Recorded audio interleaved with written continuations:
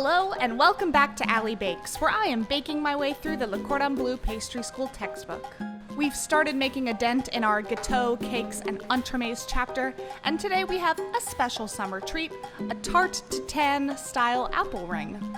Everything about this recipe just screams apple pie, but in a different shape to me, so I am very excited. Let's get started. We have to start out by making a short crust pastry, and this trick doesn't come from the book. I saw this on the Great British Baking Show, and I'm gonna give it a try. I have a frozen stick of butter that I'm grating on a cheese grater that I'm going to crumble in to my flour and icing sugar to make my short crust pastry. Usually it takes forever for me to knead this pastry by hand, and by that time the butter gets kind of warm, so I feel like this will be much more efficient, even if I'm not specifically following the book's instructions. And of course, you gotta get that water going to help the dough come together. Short crust pastry is really a game of skill and speed to see how fast you can get that pastry dough made while keeping it as cold as possible. But I was right, it came together in a nice dough, and I quickly turned said dough out onto some plastic wrap, and I wrapped it up and stuck that bad boy in the fridge. And then it was time to prepare my apples. 7 apples kind of seemed like a lot to me, but later on down the line I would find out I have the perfect amount. Now I don't have an apple peeler and my paring knife was dirty, so this literally took 12 years with my fancy Japanese chef's knife that my fiance got me for Christmas.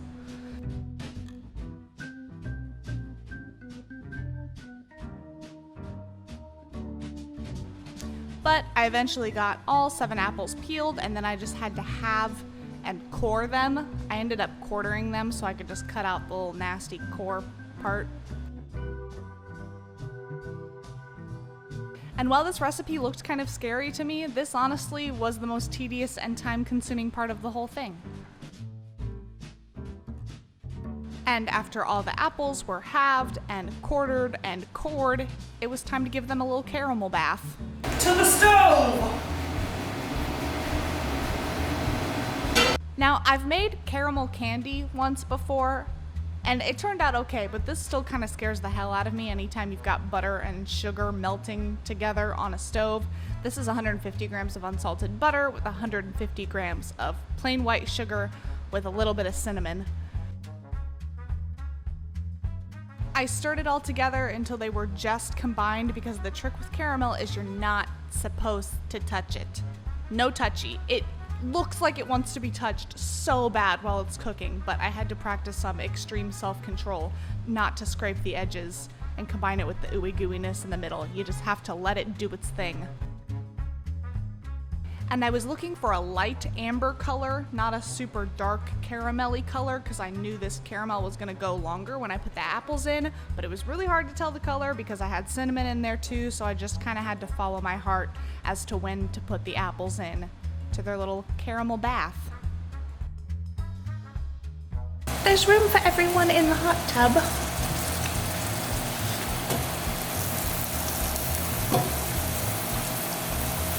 Little apple orgy in the apple hot tub. So my pan was a little crowded, but those had to go for about 10 minutes. In the interim, I had to butter and sugar my Savarin mold, which I had never used before.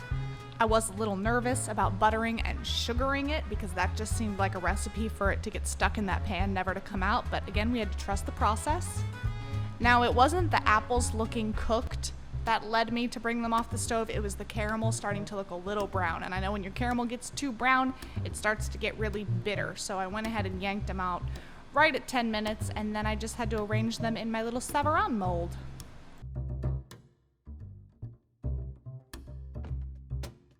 I took some creative liberties trying to get them all to fit in, but I think it turned out very pretty.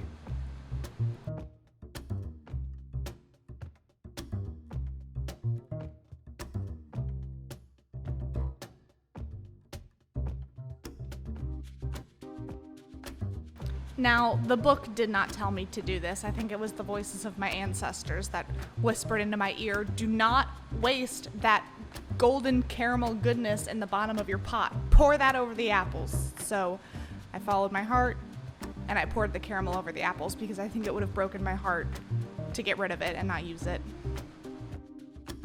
And after I decided it was adequately caramelly and saucy, I sprinkled some white sugar on it and prepared to stick this thing in the oven for 45 minutes.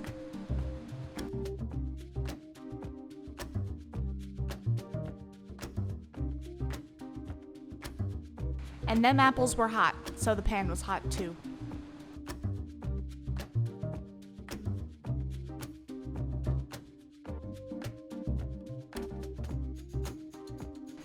And we wait. Now this wasn't like a cake or a cookie, so I wasn't really worried about underbaking or overbaking it, so I pulled it out right at 45 minutes, and oh my gosh, my kitchen smelled crazy, and it looked amazing. The apples had this like perfect crust on top. So it was then time to revisit my short crust pastry. And again, this is a game about timing. So I got everything ready, got my board and my rolling pin all floured up, and then I pulled my short crust out of the fridge and started to try to roll it out as quick as possible so that butter wouldn't turn all gooey. Now, say what you will about my other skills in the kitchen, but I am officially a short crust queen. My Great British Baking Show cheese grater hack worked about as perfectly as I could expect it to. The dough was perfectly moist, all the butter was evenly incorporated. I was able to roll it out super duper thin and then place it over the top of my Savarin mold. And the book gave me this little trick that I could use my rolling pin to cut off the excess. So that's what I did.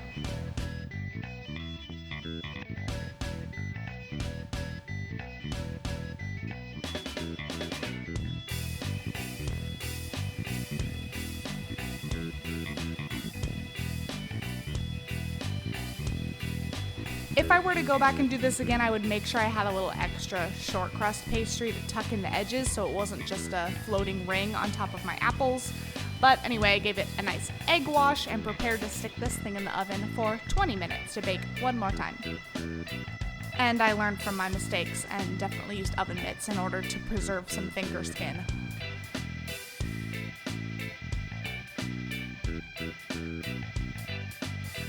After 20 minutes, I pulled it out, and again, my kitchen was smelling wild. The uneven application of my egg wash was evident, but other than that, that short crust puffed up nicely. So I just had to let this cool for 3 hours before we could dig in.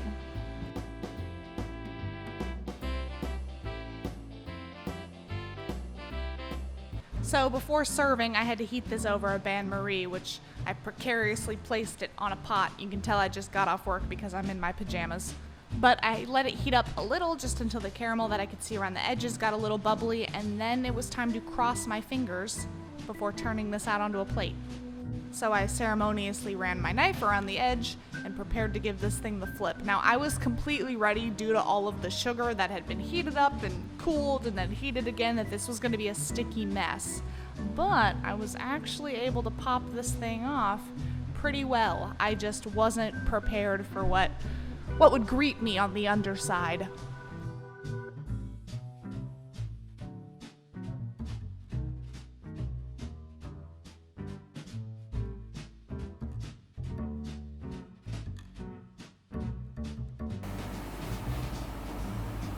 I'm not even gonna say what it looks like, because you know.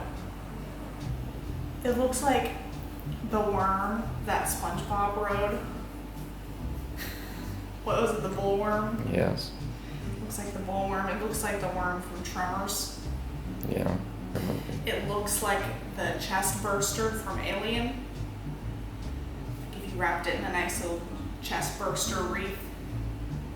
Or a human arm wrapped in a circle. It kind of looks like chicken breast. It looks like it looks like an asshole. It looks like a big asshole. Ew, that looks disgusting. Yeah.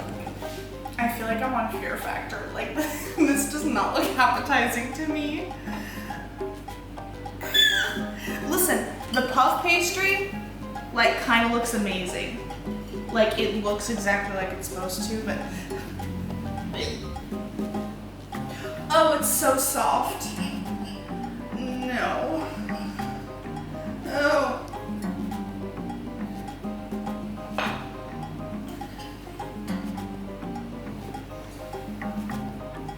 like chicken breast.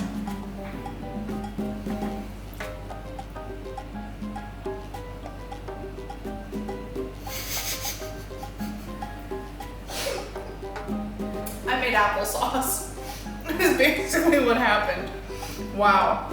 Okay, listen. Ooh, it's sour.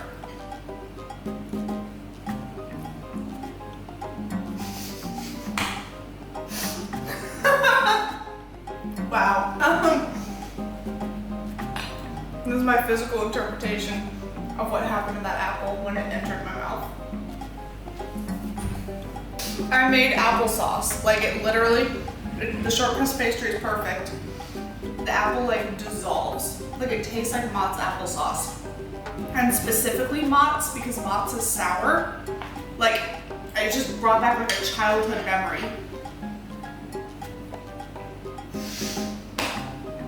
I don't even know how they're like fully formed standing up like that because it's so soft. It doesn't taste bad. It literally just tastes like applesauce on shortbread, and that is not, or shortcrust, and that is not what that is supposed to be. I think if I put this in my fridge overnight, it'll like melt or turn to sand. I don't know. So this is definitely up there in terms of most horrifying looking things I've ever made. The taste was fine. Yeah, I gave it a 4 out of 10. I'll see you guys next time.